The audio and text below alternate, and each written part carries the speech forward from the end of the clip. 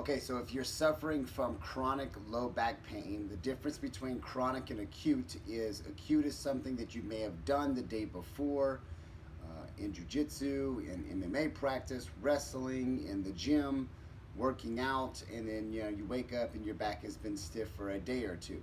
Now, a chronic issue would be something that's lasting a week or it's been a couple of weeks. Okay, so we're going to address something that's chronic, all right, a chronic low back pain.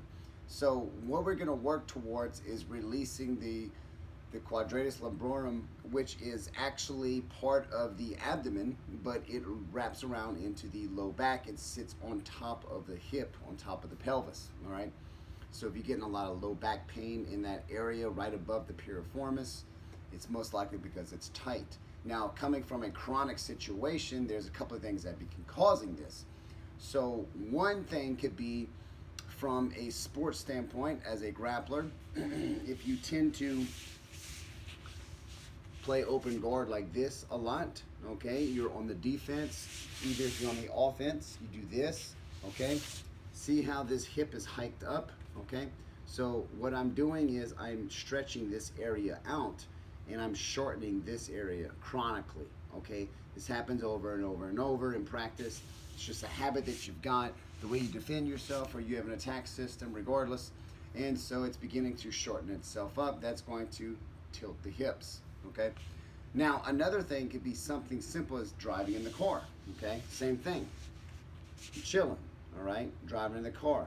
It's more comfortable than this, I can understand, for a long period of time. So we're doing the same thing. We're creating a shift in the pelvis and we're tightening up that area. So there's a simple trick that you can do to help release that system and get things kind of moving back to where it was. All right, remember you do have to hold these positions for at least 2 minutes, okay? Sometimes with fascia release, you go to 2 minutes to all the way up to 10 minutes, depending on the severity of the fascia. And also remember, when we're releasing knots or trying to stretch tissue, it is an ongoing process, okay? You can't expect that this 2-minute process, this 2-minute stretch is going to simply undo hours and days and weeks and years of imbalances, okay? So doing this every day to every other day for quite some time until things resolve itself is your best issue. All right, so what we're gonna do, I'll kind of turn to the side a little bit. I want to make sure that I'm sitting upright. Now, upright doesn't mean like I'm completely arched in my back. I don't want this big curve, okay? I want my rib cage stacked appropriately over my hips, okay? And I don't mind my head being tucked back like this. That's fine, okay? But I don't want this or this, and I don't want my shoulders rounded, all right? So I'm going to stretch, say, this side. This is the side I tend to have problems with, and I used to sit wrong in the car a lot of times, so I have to actually working on that. So I'm going to stretch the left. I'm going to reach over with my right arm and grab my knee for support.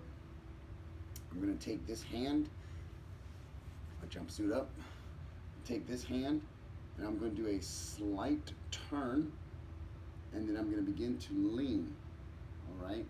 And I can feel it begin to pull right there in the piriformis area, right on top of that hip or in that glute max area where everything attaches and it inserts itself, okay? Now, you're gonna find a couple of varies of degrees that are gonna be different for each person. Leaning back, like that one, is a doozy, all right? And then I'm going to just simply lean, but I do not want my hips to come up off the floor, okay?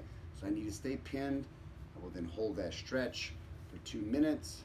Focus on breathing in and out through your nose so your body is in a parasympathetic state and it begins to release itself out. All right?